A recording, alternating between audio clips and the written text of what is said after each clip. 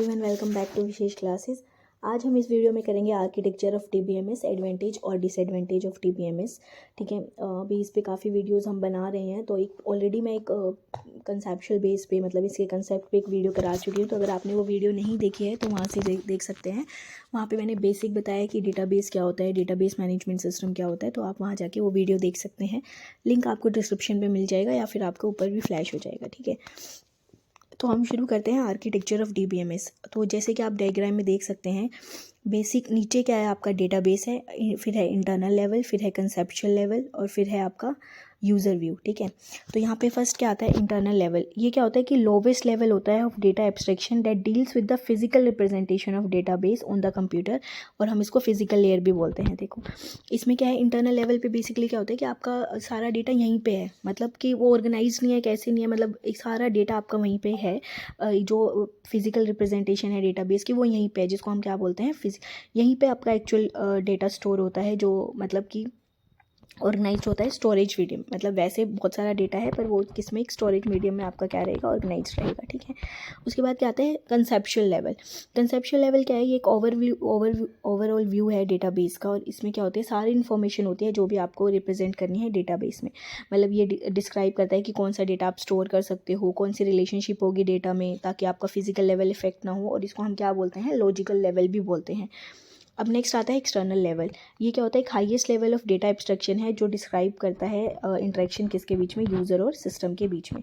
ठीक है, ये क्या अलाउ करता है यूज़र को कि वो एक्सेस कर सके डेटा की आपके, जैसे कि हम फेसबुक ले लेते हैं। ठीक है, फेसबुक पे वैसे बहुत सारा डेटा है, पर जब आप लॉगिन करते हो, ठीक है, मतलब आप एक यूज़र पे आते हो कि आपको एक्सेस करना है, तो आप एक रिक्वेस्ट भेजते हो फेसबुक के पास कि यार मेरा ये लॉगिन और पासवर्ड है, मुझे मेरी आईडी का दे दो, या फिर आपकी जो भी फ़ोटोज़ है।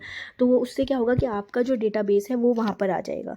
ठीक है, तो ये क्या है कि यूज़र को मतलब डेटाबेस की फॉर्म में, वो तो जैसे आपको यूआई व्यू दिखाएंगे उसी में उसके अकॉर्डिंग वो डेटा फिल होता रहेगा, पर आप अपने अकॉर्डिंग टू अपनी नीड्स के हिसाब से यहाँ पे यूज़र अपना क्या कर सकता है, फैच कर सकता है। तो हम इसको क्या कहते हैं, व्यू लेवल भी बोलते हैं।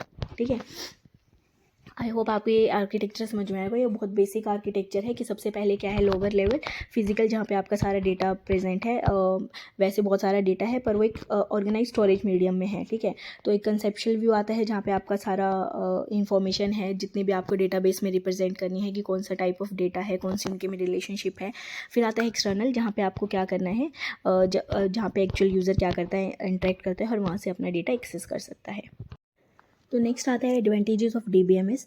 उसमें फर्स्ट आता है रिड्यूस डेटा रिडंडेंसी। ठीक है, जो डुप्लीकेशन है डेटा की, उसको हम क्या बोलते हैं, डेटा रिडंडेंसी। कि देखो डीबीएमएस में क्या होता है कि आप क्या कर सकते हो कि आप सेपरेट कॉपीज़ नहीं बना सकते सेम डेटा की। ठीक है, सारा डेटा एक ही प्लेस पे होगा, और different application refer to data from centrally control system. मतलब अलग अलग सेंट्रल कंट्रोल सिस्टम उसको एक्सेस कर सकते हैं, पर वो क्या करेगा, मान लो कि एक स्टूडेंट का डेटा है, मान लो कि दिव्या नाम से ही है, कि उसका रोल नंबर 1 है, वो कोर्स सीएस में है, कंप्यूटर साइंस में, पर अगर सही मैंने वही रिकॉर्ड किया तो वो उसको कंसिडर नहीं करता डेटाबेस। ठीक है, उसको उसकी डुप्लीकेट उसमें अलाउड नहीं है। तो यहाँ पे ये क्या करता है कि डेटा, जितनी भी डेटा रिडंडेंसी होगी उसको क्या करेगा, रिड्यूस करेगा। ठीक है, नेक्स्ट आता है बेटर इंटरेक्शन विद यूज़र। तो डीबीएमएस क्या है कि जो अवेलेबिलिटी है of up to date information, वो क्या करती है, इंप्रूव करती है डेटा, ताकि यूज़र के लिए इजी हो, वो एक्सेस भी कर पाए और रिस्पॉन्ड भी कर पाए as per user request. Next आता है improvement in data security. DBMS के पास क्या है कि वो एक्सेस देने का इसके पास मैकेनिज्म है कि क्या करेगा, कि सपोज कि देखो, अब जब भी आप यूनिवर्सिटी की साइट पे लॉगिन करोगे तो आपका एक अलग पोर्टल आएगा, अगर आपके टीचर करेंगे, लेक्चरर करेंगे, तो उसका एक अलग पोर्टल आएगा। तो यहाँ पे क्या है कि डेटा सिक्योरिटी में इम्प्रूवमेंट है। अभी ना तो मैं आपका डेटा एक्सेस कर सकती, ना आप मेरा डेटा एक्सेस कर सकते हैं। हर एक का अपना एक लॉगिन और पासवर्ड होगा, जिससे क्या होगा, वो सिर्फ अपना ही डेटा क्या कर पाएगा, एक्सेस। तो यहाँ पे डीबीएमएस क्या अलाउ करता है, आपको सिक्योरिटी भी अलाउ करता है, जैसे कि आप अपना यूज़र नेम और पासवर्ड डाल के कर सकते हैं। ठीक है, नेक्स्ट आता है मेंटेनेंस ऑफ डेटा इंटीग्रिटी। देखो डेटा इंटीग्रिटी क्या इंश्योर करती है कि जो आपका डेटा है वो डेटाबेस में वो क्या है, एक्यूरेट है।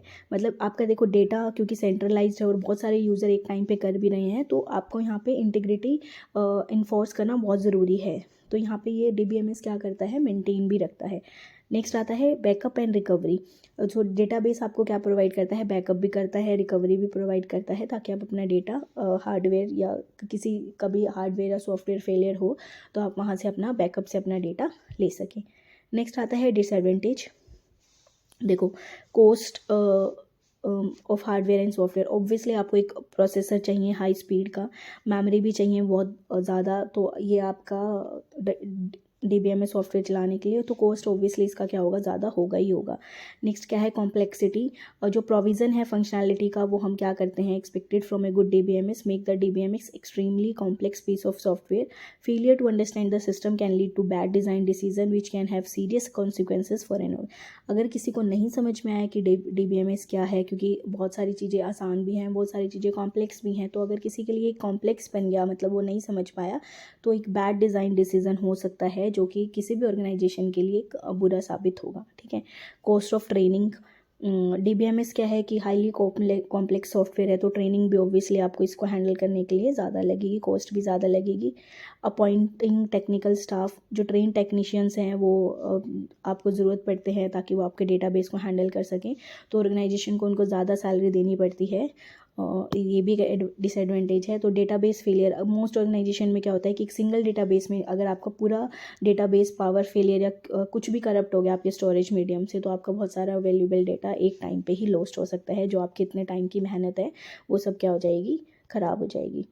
तो एक अब एप्लीकेशन और देख लेते हैं कि आप कहाँ कहाँ यूज़ करते हैं। जैसे कि बैंकिंग के सर्वर पे एप्लीकेशन, मतलब जो कस्टमर इन्फॉर्मेशन है, अकाउंट, लोन और जितने भी बैंकिंग ट्रांजेक्शन के लिए हैं, सब क्या यूज़ करते हैं, DBMS। रिजर्वेशन, जैसे कि आजकल आप IRCTC का अगर देखोगे तो सारी रिजर्वेशन जो भी आप रेलवेज़ की हैं वो सब आप कहाँ पे देख सकते हो, मतलब वहाँ पे क्या यूज़ होता है, DBMS यूज़ होता है, क्योंकि वो सारे एक डेटाबेस पे ही बने हैं। उनके पास एक डेटा है, बस आप अपना ट्रेन नंबर या कुछ भी जो वो इन्फॉर्मेशन लेते हैं, आपसे इन्फॉर्मेशन लेते हैं और आपको रिक्वायर्ड डेटा दे देते हैं। यूनिवर्सिटीज़ में यूज़ होता है ताकि वो स्टूडेंट की इन्फॉर्मेशन रख सकें, कोर्स की, रजिस्ट्रेशन की। क्रेडिट कार्ड ट्रांजेक्शन में यूज़ होता है, जनरेशन होती है मंथली स्टेटमेंट की। टेली कम्युनिकेशन में यूज़ होता है ताकि रिकॉर्ड रहे कि कौन कौन सी कॉल हुई थी, मंथली बिल क्या था। ठीक है। फाइनेंस में यूज़ होता है, सेल्स में यूज़ होता है। तो बहुत सारी जगह ऐसे हैं जहाँ पे आपका DBMS यूज़ होता है। आजकल अगर हम हर उसमें देखें, जैसे आप चलो आप यंग जनरेशन है तो हम उस पर आते हैं कि फेसबुक पे भी, इंस्टाग्राम पे भी, सब जगह आपका क्या यूज़ होता है, डेटाबेस यूज़ होता है। तो आई होप आपको आर्किटेक्चर, इसके एडवांटेज, डिसएडवांटेज और इसके एप्लीकेशन समझ में आई होंगी। अगर फिर भी कोई डाउट है तो प्लीज़ कमेंट बॉक्स में हमें बताएं। नेक्स्ट वीडियो में हम पूरा करेंगे कि रिलेशन डेटाबेस मॉडल क्या है, और उसमें जितने भी इंपॉर्टेंट कीज़ हैं हम वो सारे इसमें क्या करेंगे, एक्सप्लेन करेंगे। ठीक है, मिलते हैं नेक्स्ट वीडियो में। Thank you.